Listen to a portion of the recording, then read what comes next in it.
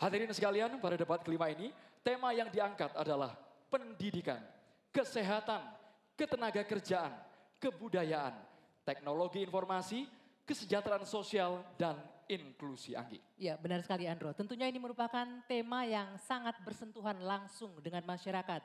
Dan kita akan melihat dari dua sisi para kandidat dan calon pemilih yang akan menilai debat malam hari ini. Pastinya Anggi, ini akan menjadi catatan demokrasi perjalanan bangsa Indonesia.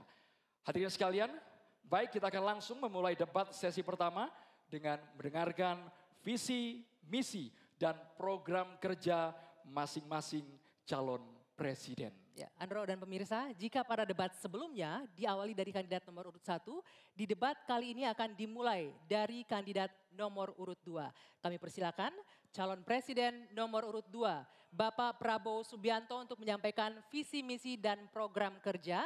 Waktu Bapak 4 menit, dimulai dari Anda berbicara. Bismillahirrahmanirrahim. Assalamualaikum warahmatullahi wabarakatuh. Shalom, Om Swastiastu, Namo Buddhaya. Saudara-saudara sekalian, Prabowo Gibran memiliki rencana besar yang kita beri nama Strategi Transformasi Bangsa. Inti daripada strategi ini tentunya adalah meningkatkan kemakmuran bangsa Indonesia dan terutama memperbaiki kualitas hidup manusia Indonesia, seluruh rakyat Indonesia. Salah satu proyek strategis kita intinya adalah memberi makan bergizi untuk seluruh anak-anak Indonesia, termasuk yang masih dalam kandungan ibunya. Dan selama sekolah sampai dari usia dini sampai dewasa. Ini akan mengatasi angka kematian ibu waktu lahir. Ini akan mengatasi kurang gizi anak, stunting. Ini akan menghilangkan kemiskinan ekstrim. Ini akan menyerap semua hasil panen para petani dan nelayan. Ini akan meningkatkan pertumbuhan ekonomi kita. Minimal sekitar 1,5 sampai 2%. Dengan demikian kita mengatasi masalah-masalah fundamental dalam memperbaiki kualitas hidup rakyat Indonesia menuju kepada menghilangkan kemiskinan dari bumi Indonesia. Di bidang kesehatan, kami akan membangun rumah sakit modern di setiap kabupaten dan kota. Dan puskesmas modern di setiap desa di seluruh Indonesia. Kami akan segera mempercepat mengatasi kekurangan dokter di Indonesia.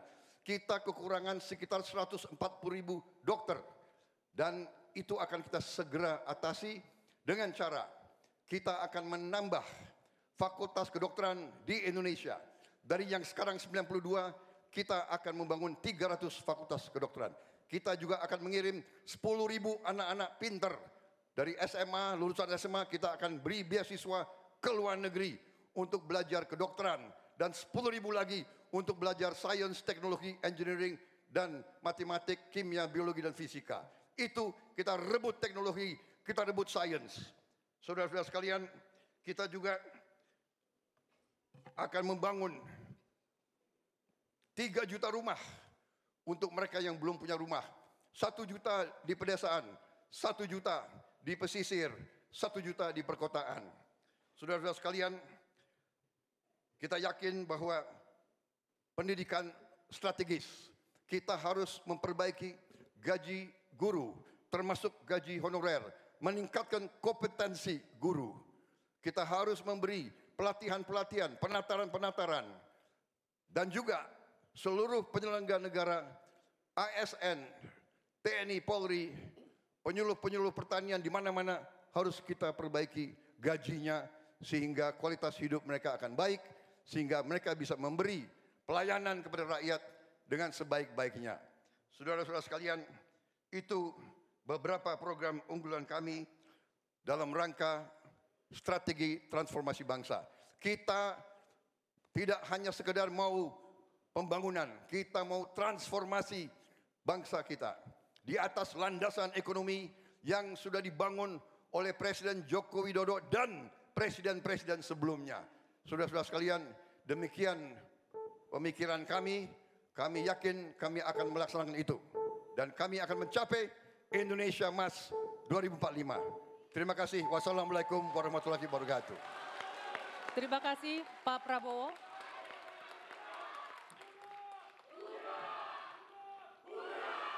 Mohon tenang, Bapak-bapak.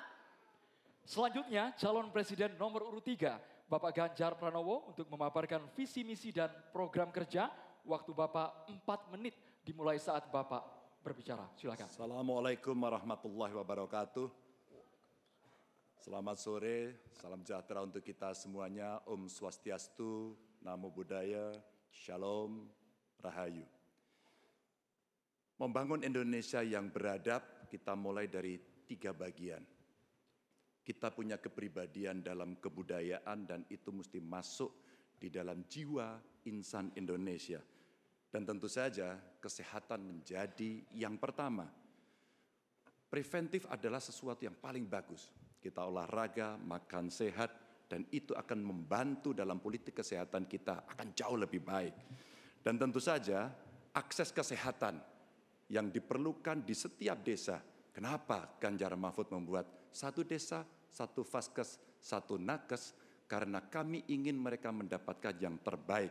Dan kemudian ibu, anak, lansia, disabilitas, masyarakat adat akan mendapatkan peran yang sama di dalam layanan-layanan kesehatan. Di mana di daerah-daerah terisolir mereka membutuhkan akses ini dengan sangat bagus. Kalau itu semua sudah baik Bapak Ibu, maka pendidikan dan kebudayaan mesti kita bangun bersama-sama. Akses pendidikan yang baik, lebih inklusi, kemudian kurikulum yang mantap, dan tentu saja fasilitas yang diberikan harus bisa memberikan akses terbaik untuk anak-anak didik kita.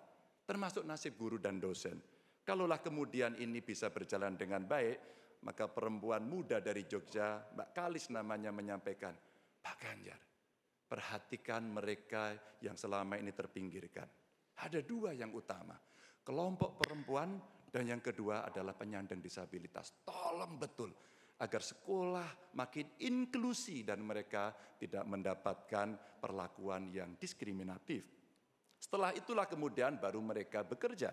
Dan tentu saja keterampilan yang dia dapatkan melalui pendidikan yang baik, ini akan mendorong atau bisa merespon lapangan kerja yang sangat terbuka dan upah buruh yang baik. Sehingga kawan-kawan buruh kemarin bertemu dengan saya, tolong Pak, segera review Undang-Undang Cipta Kerja. Karena ini yang perlu mendapatkan keseimbangan dengan nasib kami. Dan tentu saja pembangunan ini harus berorientasi kepada SDM atau manusia. Budi pekerti yang baik, sopan, toleran, tidak atikang, atikung, atikuno, sehingga mereka menjadi manusia yang lengkap. Ini bisa berjalan dengan cepat kalau digitalisasi kita lakukan. Infrastruktur teknologi informasinya baik, kemudian tersebar, internetnya bisa cepat, dan mereka akan bisa mendapatkan media yang bagus untuk mengembangkan diri. Tentu saja Bapak Ibu, dalam politik kali ini itu mesti diberikan contoh. Demokrasinya harus lebih baik, demokratisasi berjalan baik, kemudian contoh atau teladan pemimpin yang juga baik dan tidak ada konflik kepentingan seperti Pak Mahfud contohkan, dia mundur agar ini membangun integritas yang baik. Dan tentu saja keresahan yang muncul baik dari Gusmus, Muhammadiyah, Romo Van Magnis, Gunawan Muhammad dan kampus-kampus mesti menjadi catatan kita bersama bahwa kita dalam konteks ber-Indonesia, berbudaya, semua dalam koridor yang baik.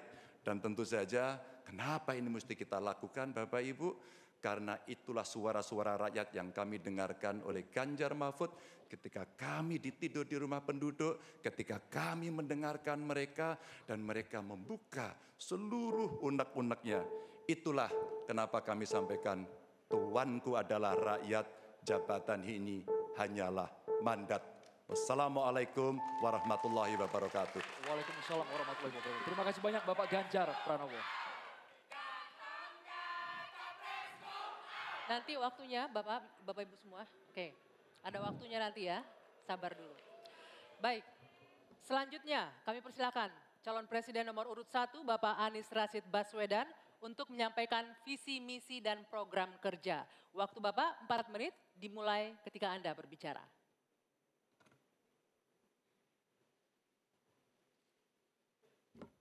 Assalamualaikum warahmatullahi wabarakatuh. Selamat malam, salam sejahtera untuk kita semua. Ibu, Bapak, saudara-saudara sebangsa setanah air yang sangat saya cintai. Persoalan terbesar bangsa kita hari ini, republik kita hari ini adalah ketimpangan, ketidaksetaraan, ketidakadilan. Ketimpangan antara Jakarta dan luar Jakarta, Jawa, luar Jawa, kaya, miskin, desa, kota, pendidikan umum, pendidikan agama, pendidikan kejuruan, dan pendidikan teknis. Ini semua adalah ketimpangan yang hari ini menjadi fenomena membahayakan bagi republik ini. Bahkan di bidang perekonomian, segelintir orang menguasai sebagian besar perekonomian kita. Ketika republik ini didirikan, para pendirinya 60-an orang anggota BPUPKI, mereka adalah orang-orang terdidik, mereka adalah kaum yang privilege, tapi mereka mendirikan republik untuk semua, bukan mendirikan republik untuk kepentingan dirinya, golongannya, ataupun keluarganya. Mereka mendirikan ini untuk semuanya. Kekuasaan yang dibangun untuk memberikan kesempatan kepada semua. Sekarang kita jauh dari cita-cita republik ini. Ketika para pendiri itu kaum intelektual, mereka memilih berjuang di jalur politik. Saya berangkat sebagai pengajar, mendapat panggilan tugas di wilayah politik. Kami akan membawa gagasan pendiri republik untuk kembali mewarnai republik ini. Untuk bisa mengarahkan republik ke depan agar kembali pada format awal. Apa masalah hari ini? 45 juta orang belum bekerja dengan layak. Bicara jaminan sosial, lebih dari 70 juta orang tidak punya jaminan sosial. Bicara pendidikan, jauh dari kota, terpencil, masa depan jadi suram. Kemampuan tinggi, kesempatan tidak ada. Sangat frustrasi melihatnya. Kesehatan mental, kekerasan seksual, lebih 15 juta orang jadi korban. Ini problem-problem yang tidak menjadi kepedulian segelintir elit. Ini adalah kepedulian rakyat kebanyakan. Karena itu dalam perjalanan kami 1 tahun, kami menemukan jutaan rakyat yang berbondong-bondong menginginkan perubahan. Mereka membuat poster rakyat, membuat posko rakyat, mendoakan dari tempat yang tidak kita lihat. Poster-poster itu cemerlang karena bukan didanai dari uang dari Jakarta, tapi didanai oleh keringatnya yang jernih hasil kerja kerasnya. Ini adalah keinginan perubahan. Apa yang ingin kita capai? 1, kita akan memastikan hidup sehat dan bila sakit ada pertolongan cepat. Tumbuh cerdas dengan biaya terjangkau, keluarga sejahtera karena upahnya layak, dan bila membutuhkan diberikan bansos sesuai kebutuhannya, bansos plus, bukan memberikan bansos untuk kepentingan yang memberi, tapi untuk kepentingan yang diberi. Dan warga negara yang bangga dengan negaranya, karena dijaga budayanya dan etikanya dijaga tinggi. Kita menginginkan persatuan karena ditopang dengan rasa keadilan. Persatuan itu tidak mungkin terjadi dalam ketimpangan. Persatuan membutuhkan rasa keadilan. Karena itu misi kami tegas mewujudkan bangsa yang sehat, yang cerdas, yang sejahtera, berbudaya dan bersatu. Kita menyaksikan begitu banyak orang punya prinsip sopo wani rekoso bakal nggayuh mulyo. Siapapun yang bersungguh-sungguh dalam usahanya pasti meraih kemuliaan. Tapi bila kesempatannya ada, bila kesempatannya tidak ada, menghasilkan frustrasi. Dan kami ketika menjalankan amanat, maka kami akan memegang prinsip ngadek sacekna, nilas saplasna. Konsistensi ucapan dan perbuatan, menjunjung kejujuran dan kearifan. Ini komitmen kami, fokus pada pembangunan manusia Indonesia, menghadirkan kesetaraan, menghadirkan keadilan. Dengan seperti itu kita ada persatuan. Perubahan saatnya kita kerjakan. Katong bergerak untuk perubahan, untuk seluruh rakyat Indonesia dimanapun berada. Terima kasih. Assalamualaikum warahmatullahi wabarakatuh. Waalaikumsalam warahmatullahi wabarakatuh. Terima kasih Pak Anies. Dan kini silakan kita berikan tepuk tangan dan apresiasi untuk ketiga calon presiden yang sudah menyampaikan visi, misi, dan program kerja mereka. Silakan. Silakan.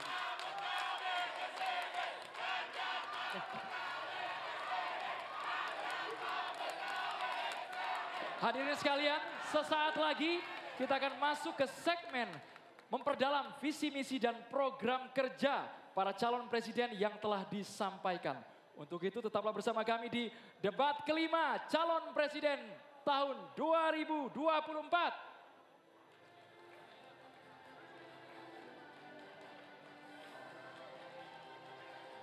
Ibu.